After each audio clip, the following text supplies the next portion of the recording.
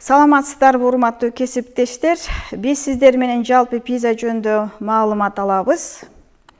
Сиздер менен тааныша кетсем, мен Доранова Мукадас. Биз сиздер менен төмөнкү суроолорго жооп алууга бүгүнкү таанышууда көңүл буруп кетсек. Эмне үчүн PISA, эмне үчүн илимий билим жана табигый илимдер боюнча мугалимдер даярдоо эмне үчүн жүргүзүлөт. Демек, биринчи сурообуз бул эмне үчүн PISA дегенге биз төмөндөгүдөй жооп бере алабыз. PISA бул 15 жаштагы окуучулардын белгилүү бир компетенцияларды көрсөтүү үчүн өз билимдерин колдонуу жөндөмүнүн эл аралык экономикалык кызматташтык жана өнүктүрүү уюмунун эталону болуп саналат. Негизги жыйынтык окуучулардын илимий билимди жана маалыматты интерактивдүү колдонуу жөндөмүн баалоо болуп саналат. Илимге тиешелүү маселелер менен алектенүү жана негизделген чечимдерди кабыл алуу үчүн ой жүгүрткөн жаран катары илимий идеялар менен иштөө. Бул бардык окуучуларга илимий билим берүүнүн негизги максаты. Анда PISAнын жүрүү шарттарын сиздер көрүп турган схема аркылуу биз билип алууга болот. Эл аралык окуучуларды баалоо боюнча экономикалык кызматташтык өнүктүрүү уюмунун программасы негизинде бул качан жүргүзүлөт? Ар бир 3 жылда. Бул баалоого канча жаш курактагы окуучулар катыша алышат? Деген суроого биз 15 жаштагы окуучулар. Ал эми PISA эмне дегенге бул компетенттүүлүктүн белгилүү бир топтомун көрсөтүү үчүн өз билимин колдонуу мүмкүнчүлүгүн баалоо деп айта алабыз. Билим берүүнү реформалоонун күчтүү куралы жана ар кайсы өлкөлөрдөгү окуу натыйжаларынын сапатын, адилеттүүлүгүн жана натыйжалуулугун өлчөө үчүн дүйнөлүк алдыңкы эталон болуп саналат. Анда биз бул баалоого катышуу үчүн табият илимдерин окутууда компетенттүү окуучуларды даярдап берүүбүз зарыл. Табигый билим ар бир жаш адамдын билими үчүн маанилүү. Табият илими мектеп программасынын милдеттүү бөлүгү болуп саналат.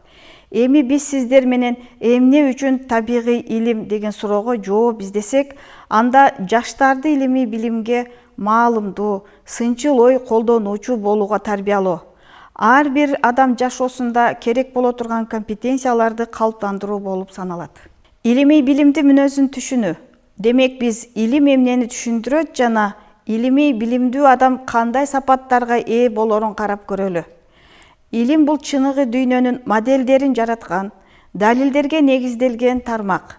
Ал табигый системалардын себептердин, тартиптин жана ырааттуулуктун болушун божомолдойт. Илимий билим белгиленген процедуралар жана сынчыл талкуулар аркылуу калыптанат. Илимий билим ишенимдүү бышык жана жаңы маалыматтар негизинде өзгөрүүгө ачык. Ушул түшүнүктөр жол көрсөткүч катары сабактарда колдонулса, себеби азыр замандын көйгөйлөрүн чечүү жолдору бир гана илимий билим болууда. Окуучуларыбыздын өз билимдерин курал катары колдонууга үйрөтүү. Анда бизде төмөндөгүдөй суроо жаралат. Илимий билимдүү адам кандай деген суроо. Жогорку деңгээлдеги табигый илимий сапаттуулукка ээ болгон адам негиздүү иш-аракеттер үчүн туруктуулук жана технологиялар жөнүндө аргументтелген талкууларга катыша алат. Демек, PISAга окуучуларды катыштыруу аркылуу биз канчалык деңгээлде натыйжалуу ийгиликке жетише алгандыгыбызды баалап алсак болгудай. PISAга такай катышкан жана ийгиликтерди көрсөткөн мамлекеттердин айтуусуна көңүл бөлсөк, биз PISA рейтингинин артынан жүрбөйбүз. Биз сапаттуу мугалимдердин коомун субструктурасын түзүүгө өзгөчө басым жасайбыз. Жана студенттерге сапаттуу билим берүү максатында эмне кылып жатканыбызды өлчөө үчүн PISAны эл аралык эталон катары колдонобуз. Биз да PISAга катышууну илимий билимди өлчөө эталону катары кабыл алууну сунуштайт элем. PISAга катышкан окуучулар 3 негизги багыт боюнча өз жөндөмдүүлүктөрүн баалай алышат. Мында экономикалык кызматташтык жана өнүктүрүү уюму тарабынан жалпы упайлык система аркылуу жүргүзүлөт. Азыркы сиздер көрүп турган таблицада акыркы 2022 жылда болуп өткөн PISAдагы кээ бирки мамлекеттердин көрсөткүчтөрү берилген.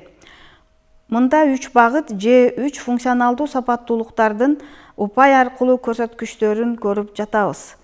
Алар математикалык сапаттуулук, табигый илимий сапаттуулук жана окуу сапаттуулугу. Бул боюнча өз жөндөмдүүлүктөрүн сынай алышат. PISA окуучулар алган билимдерин жаңы контексттерде канчалык колдоно аларын изилдейт. Демек, Marshall Cavendish ассоциациясынын PISAга катышкан мамлекеттерге бирдей жана жалпы өздөрүнүн түзгөн программасын тартуулайт. Азыркы слайдда сиздер PISA 2025 компетенцияларын өнүктүрүүгө Marshall Cavendish ассоциациясынын мамилеси кандай экендигин көрүп жатасыздар. Бул жерде PISA 2025 компетенцияларын курууга болгон мамилесинин 3 багыты. Бул биринчи багыт сурамжылоого негизделген окуу аркылуу алынган билим. Экинчи багыт илимий процесстин көндүмдөрү аркылуу жогорулатылган компетенциялар. Үчүнчү багытыбыз ар кандай деңгээлдеги практикалык суроолорду колдонуу менен PISA компетенцияларын калыптандыруу аркылуу жүргүзүлөөрүн көрүп жатасыздар. Мындан сиздер кээ бирки мамлекеттердин өздөрүнүн табигый илимдер боюнча окуу планын моделин иштеп чыгаргандарын көрүп жатасыздар. Сиздер көрүп жаткан моделде колдонмо илимдин контекстиндеги көндүмдөр жана процесстер көрсөтүлгөн. Эгерде сабак процессинде иштелип чыккан план толугу менен максатына жетсе, окуучулар PISA илимий компетенцияларына ээ болушту деген пикирлер пайда болот. Бул кандай компетенциялар? Бул кубулуштарды илимий жактан түшүндүрүү, илимий изилдөө долбоорун иштеп чыгуу, баалоо жана илимий маалыматтар менен далилдерди сын көз менен чечмелөө жана изилдөө, баалоо жана чечим кабыл алуу менен иш-аракеттер үчүн илимий маалыматты колдонуу. Биз төмөндөгү компетенциялардын ар бирине токтолуп кетсек, биринчи компетенциябыз бул кубулуштарды илимий жактан түшүндүрүү. Мында табигый жана технологиялык кубулуштардын бир катар түшүндүрмөлөрүн таануу, куруу, колдонуу жана баалоо болуп эсептелинет. Айрым өлкөлөрдө жөө жүргүнчүлөр түнкүсүн сыртка чыкканда кийимдерине же баштыктарына чагылдыруучу ленталар тагышат. Эмне үчүн жөө жүргүнчүлөр бул чагылдыруучу ленталарды колдонушат деп ойлойсуздар деген суроого биз кубулушту илимий жактан кантип түшүндүрүү боюнча көрсөткөн мисал катары көрсөтө алабыз. Илимий изилдөө долбоорун иштеп чыгуу, баалоо жана илимий маалыматтар менен далилдер сын көз менен чечмелөө. Мында суроолорду илимий жактан иликтөөнүн жана илимий далилдерди сын көз менен чечмелөөнүн жана баалоонун жолдорун баалоо. Илимий изилдөө үчүн маалыматтарды кантип түзүү жана баалоо керектигин көрсөткөн мисал болуп саналат. Чечимдерди жана аракеттерди кабыл алуу үчүн илимий маалыматты изилдөө, баалоо жана колдонуу илим тармагында белгилүү бир глобалдык, жергиликтүү же жеке тема боюнча илимий маалыматтарды алуу, анын негиздүүлүгүн, мүмкүн болуучу кемчилдиктерин, дана жеке жана коомдук чечимдерди кабыл алуу үчүн себептерин баалоо, илимий маалыматты кантип изилдөө, баалоо жана колдонууну көрсөткөн мисал. PISA 2025 илимди баалоо системасын көрүп турасыздар.